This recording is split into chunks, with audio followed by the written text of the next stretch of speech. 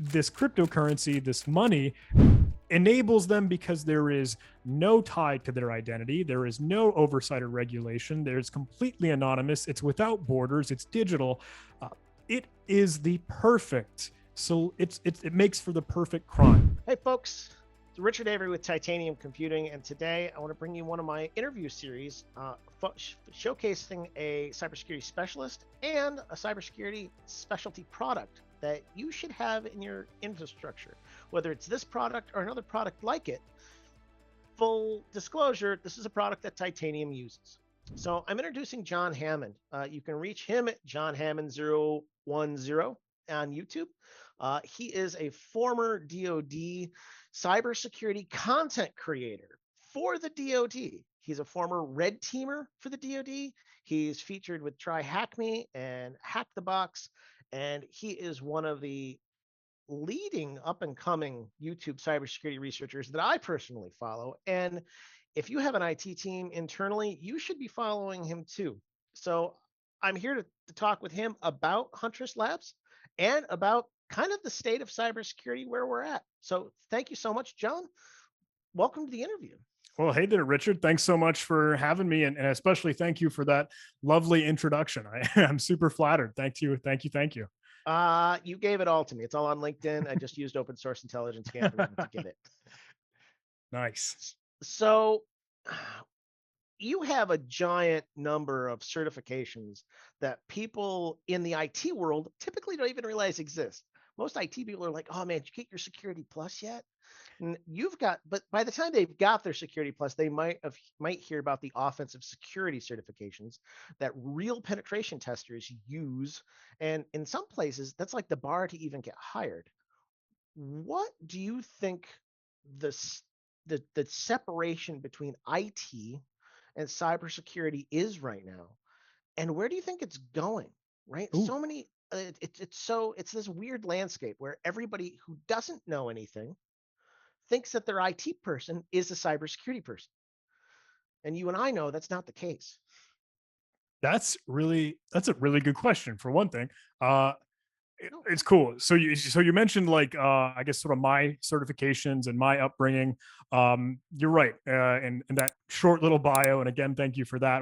When I got started with the Department of Defense, first I worked with their cyber training academy. So I would teach and instruct kind of military members and other personnel in cybersecurity and computers and tech and all of it. And they told me right then and there, like, hey, John, we need you to get your Security Plus. And that was kind of at like the beginning of my career. And Security Plus was like the foundation. Like that was, hey, we're letting you through the door. So you got to at least check this box for us. I'm like, I get that. I know. uh, and then I knew that I wanted more for my own learning and just to, I don't know, be on the keyboard and be an operator, et cetera. So I would go after those offensive security certifications or e-learn security certifications or stuff that's really hands-on and tangible and application based. Um, I wanted that for kind of my own value, but I think you were driving to a really cool idea, and what I would say is an interesting divide in the IT sector versus the security sector.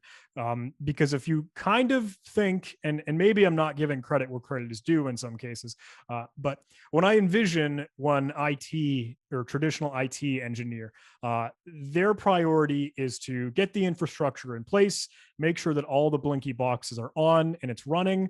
And it's like, cool, we've got the walls and the ceiling around us. Now we can set it and forget it and wait for when the fire comes. Uh, if it ever does, right? They might just kind of be kicking it with their feet on their desk, waiting for the phone call that something's wrong. Uh, in security, I think we really, really harp on being proactive and actively going to, hey, is there any incidents? Are we looking for indicators of compromise? What is abnormal activity on our network right now, et cetera? So maybe that's the distinction that we might be driving at, is that like it's not enough to set it and forget it and just have this knee-jerk reaction when something goes wrong. We in the security realm, we got to be on top of it and on the ball all the time. I agree. I agree. It's we know the threats that are out there, like we've seen them with our own eyes. Uh, it's funny to be like, oh yeah, they're coming from China, or they're coming from Russia, or they're coming from somewhere, and then you like look in the logs and go, oh, they Mm, are really, yeah.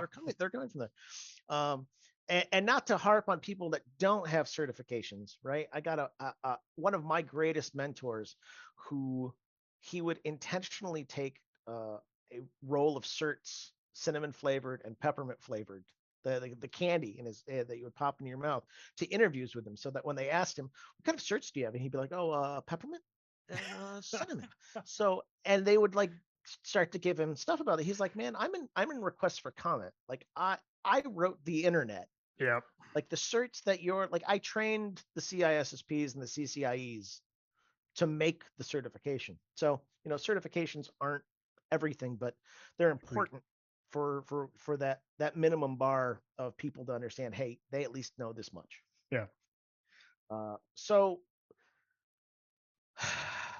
you and I got hit in the OPM hack, the Office of Personnel Management, back in Yeah. 2015, where our data, because I was a contractor in Iraq for 3 civilian deployments and 9 civilian deployments in Afghanistan, from 2009 to 2016, and you were with the DoD as well Yeah. That at was that time. back early in my day. I kind of got my feet wet and started in the US Coast Guard. And I Mm. was a cadet at the Coast Guard Academy. And I think I was like just starting my first year. And I had this letter in my mailbox, like just as I got started. Hey, all your data's out there. Welcome aboard. kind of But kind of the wake up call to the yeah, cybersecurity team, isn't it? Like, exactly. oh, I guess I'm messed up. Mm, So our personal data has been out there. Our credit card data has been out there with the Experian hack, if yeah. you want to call it a hack, with admin.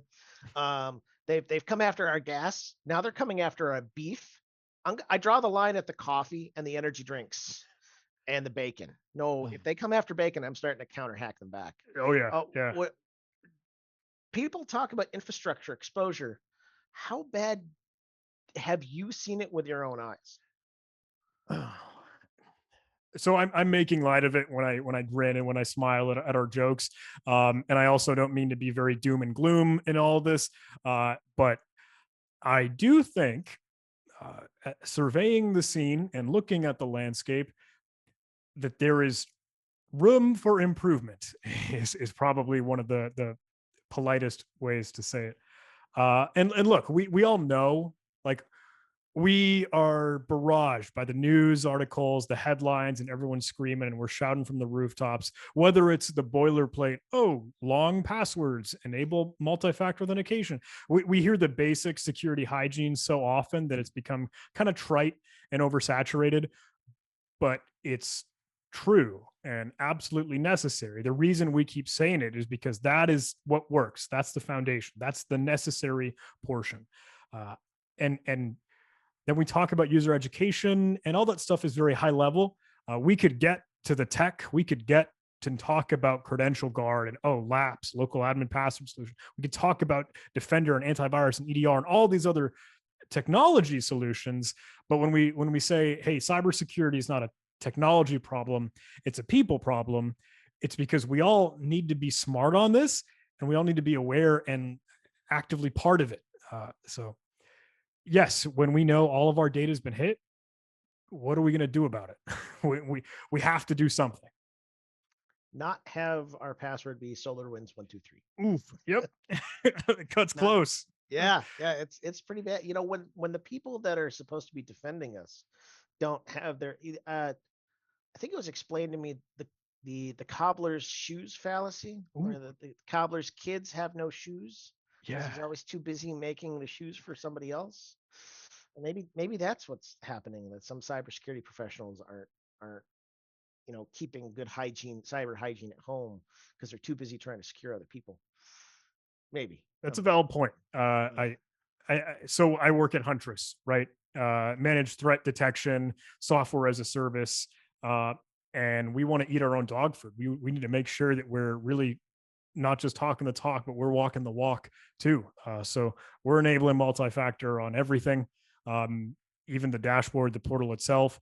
But that's always a fear, you know.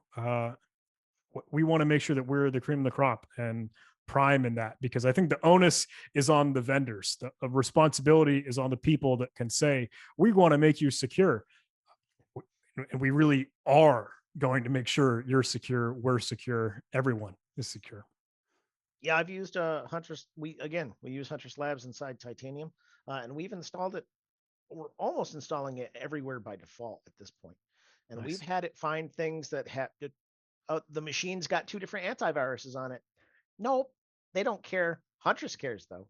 So that kind of extra layer of protection is one of the things that I want to sleep well at night as a business owner, walking up and saying, "Hey, here's the dog food using your own verbiage. Here's the dog food I recommend you eat. I should be eating it too." And it's a great product. On that subject, is antivirus and firewall good enough? Apparently, we already answered the question: is antivirus good enough? I spent $10,000 on this firewall, John. And they Oh, said it's got all the bells and whistles. It's yeah. like a super ultra FortiGate Palo Alto Cisco Meraki open thing, right? It says Reebok on the side. Hmm. What is that enough?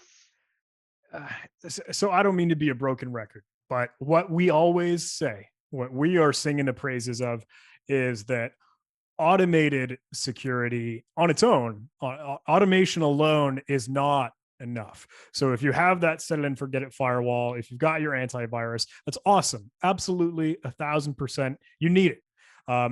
But what about, we talk a lot about false positives, right? We talk about whining and groaning when we've got all these alarm bells going off, and it really wasn't anything. There was no evil there. The incident was just a dud. It was a false positive. What's more dangerous and what's more sinister than that are the false negatives. When there really is evil, there is malware, there are hackers in your network, and you don't know about it because your antivirus was taking a nap. It was snoozing, and here's ransomware. Uh, so our belief, right, is that automation is divine. Yes, absolutely. But manual analysis, active hunting with real people, like looking at it with your own eyeballs, manual analysis is an absolute must. So we have the threat ops department at Huntress that is actively looking for persistent footholds. We're tracking things with ransomware canaries, making sure you don't have open ports and services that shouldn't be out on the internet with external reconnaissance. Managed antivirus. Now we actually have a prevention arm to the defensive work we were already, or detection work we were already doing. Uh, but I have to say, to your original question, why isn't my firewall enough? Look, it's defense in depth. We've got to have layers of security. There's a security stack with many compartments, many components.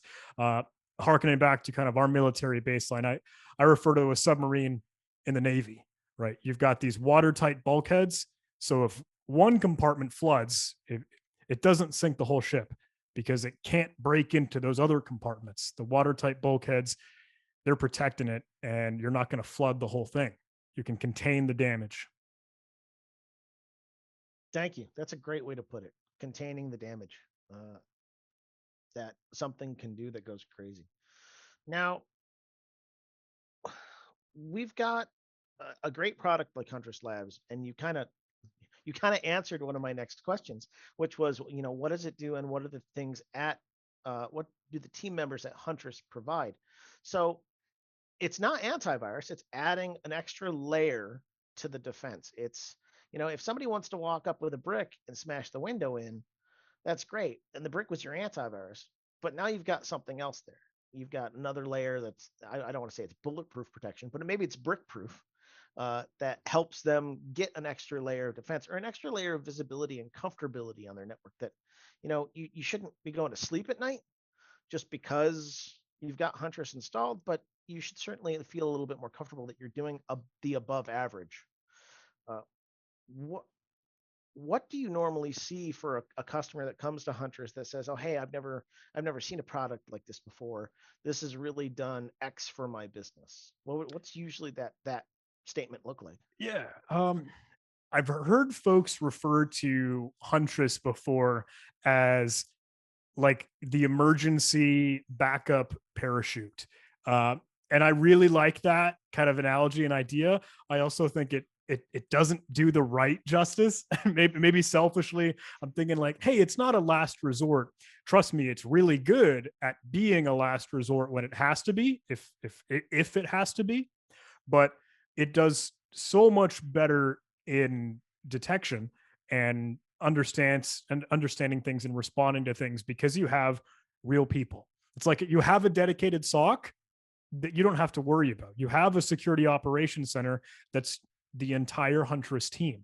And if you're paying for that with whatever it might cost to monitor one endpoint, imagine that for you trying to hire one person. Okay, maybe you got to pay the six-figure salary, maybe for just one individual, but then you fan that out to make a whole team. Maybe that becomes more expensive than you ever anticipated. Uh, so Huntress has that in its pocket as its value, but it's also the real people with the real context and the real understanding because we're all security professionals.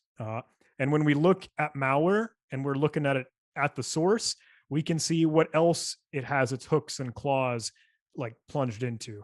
We can find what other imprints and artifacts it might have left behind. So when we send that investigation report, when we send that incident report, it's everything. And if you have the conversation, you want to chat with us, hey, we can help you respond. We can help you remediate. We're up day and night. Whether it's 9 in the morning or 9 o'clock at night, we still want to be making sure that our partners are safe. Great answer. That's that, and I feel it. I watched the Hackett 2021 Nice. presentation that was there, and interestingly enough, I'm part of the technology marketing toolkit with Robin Robbins, Awesome. and so is Felicia King. Yeah. And I didn't know who Felicia was for a long time. I just noticed that every day, any communication that happens on the TMT forums gets emailed to you. So this is everybody's communication for the day, the next day, and the next day. So you just get these alerts of everybody talking. And eventually it got to the point where whenever her name came up, I would just be like, I'm going to agree with everything this person says. I don't care who's arguing with her. I don't like it. Just kind of became synonymous. Like, yes, that's the right answer every single time she typed something out. So then I see that she was at Hackett 2021. I'm like, oh, this is going to be good.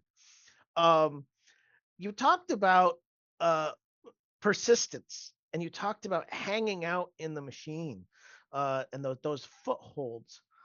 I did a presentation for the Texas Bar CLE, and in that presentation, because it was during the pandemic, I went on the dark web and I found some brokers that were selling slaved computers, which are terms for machines that already have rats in them. Uh, and the inventory for just the state of Texas, just legal system computers. So these were systems in the Texas legal system or systems that were identified in law offices, was 12,900 computers.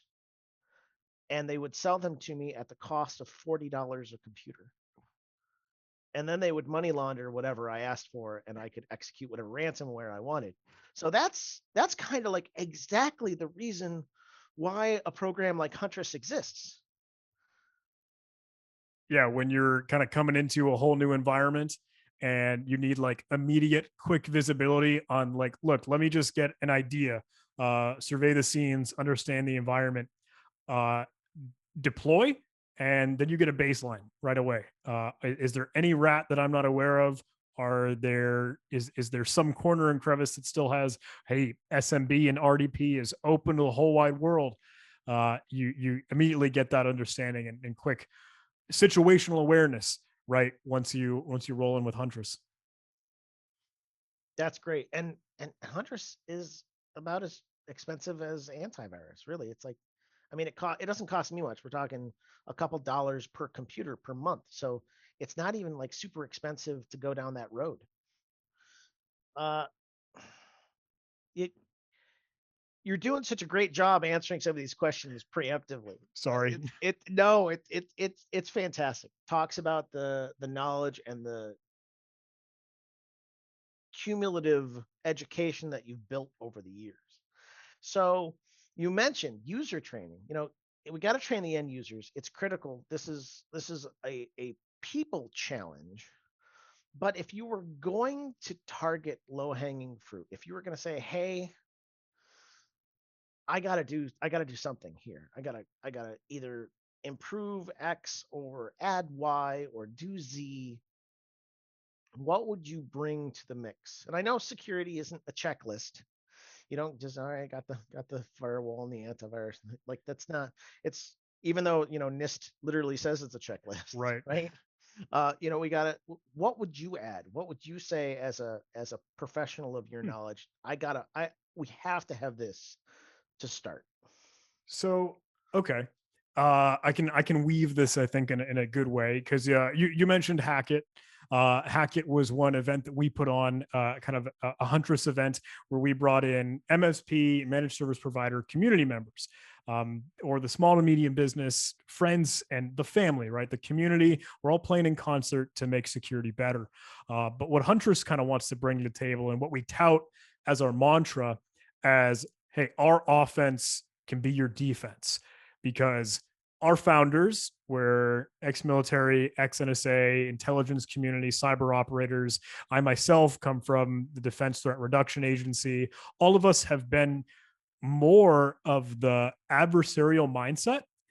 And like when we do capture the flag, when we kind of train, we have more of a red team orientation, because that's the cool stuff, right? When you go on and hack something.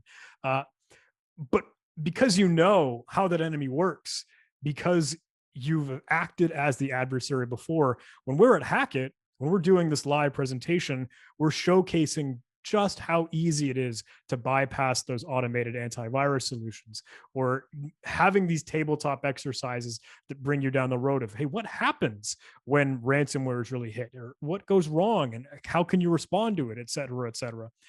So we want to pose those questions. And when you ask me, what do I think is missing, or what would we absolutely need for this sort of thing for security?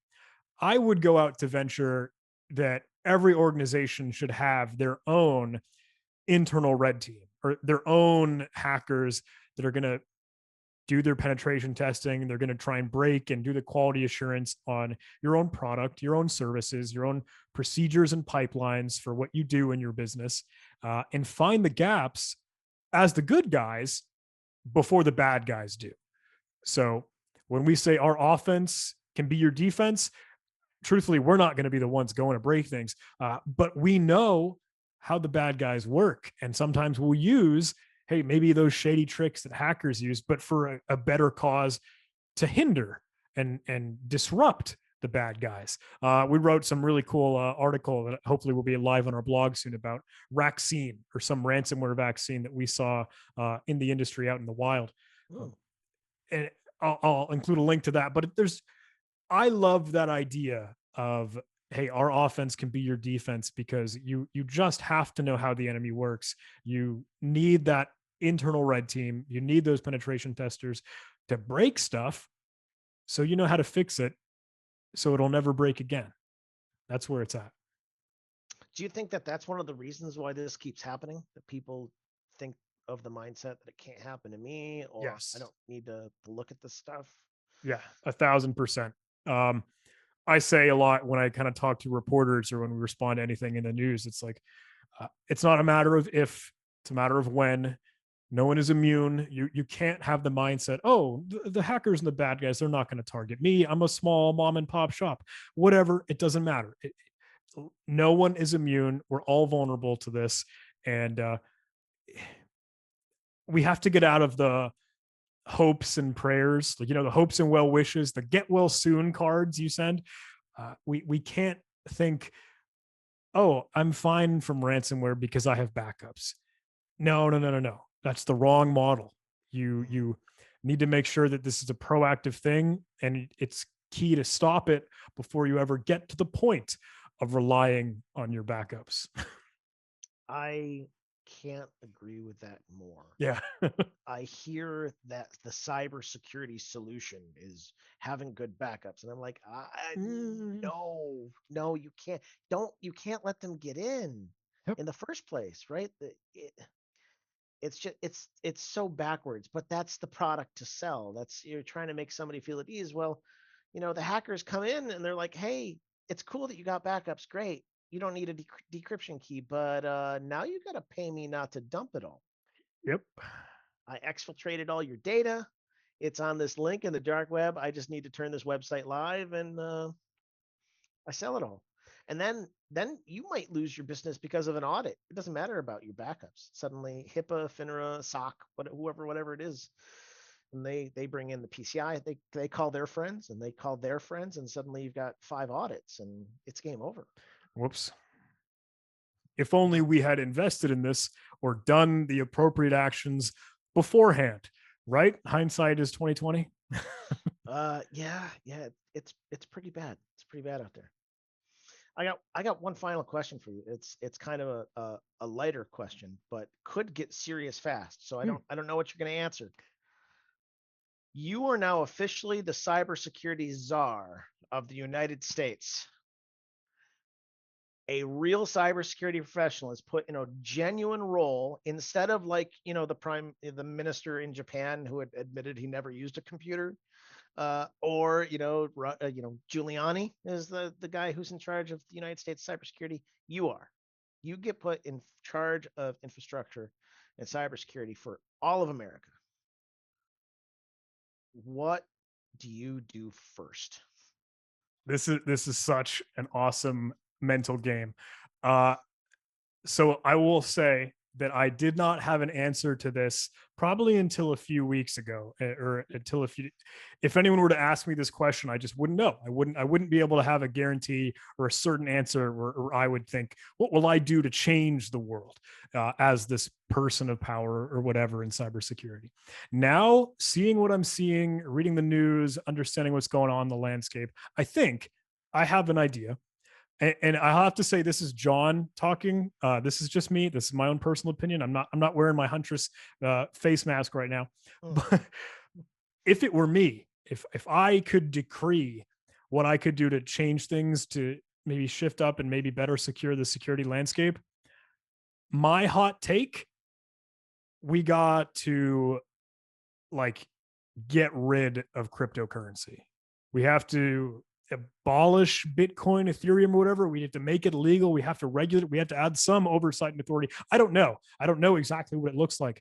But I think, in my opinion, again, just John here, the singular enabling factor for ransomware, one of the most extreme cybercrime incidents that exists right now, is because of cryptocurrency, where you have a single technology that will enable a bad guy, a hacker, the adversary, to hold something over your head, a ransom, to threaten you, that this cryptocurrency, this money, enables them because there is no tie to their identity. There is no oversight or regulation. There's completely anonymous. It's without borders. It's digital.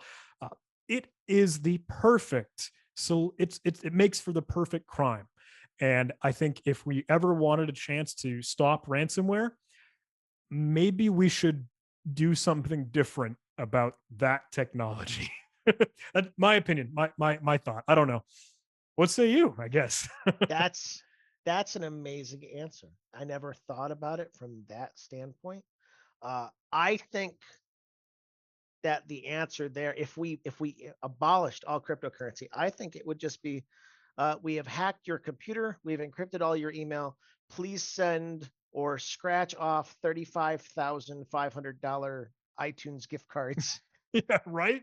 Email them all to this Uh, code. Like, what could they do to get that? Like Western Union, like you're right. Like yeah, it it would be creates like if a wire transfer or wait for a MoneyGram or something that wouldn't make the emergency. It wouldn't make for the state of absolute disaster. But cryptocurrency lets them do it, and they get away with it because the rest of the world is sleeping. I don't know. My opinion. that's If a I that, were the cybersecurity czar, that kind of that is that's kind of the birth of ransomware too. I mean, those it's not that we didn't have malware or viruses beforehand, but that certainly did change the landscape. yeah, And without a doubt. people, and suddenly everything having syskey and BitLocker and the ability to do that technology wise, uh, having it get used against us in a way. Hmm. But Yeah, yeah, that's a very high level governance answer for a high level governance question.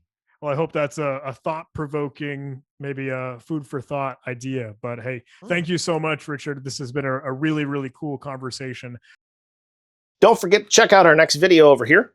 We're going to steamroll you right into something else on our platform so that you can learn more about cybersecurity and how you should be securing your company and your infrastructure.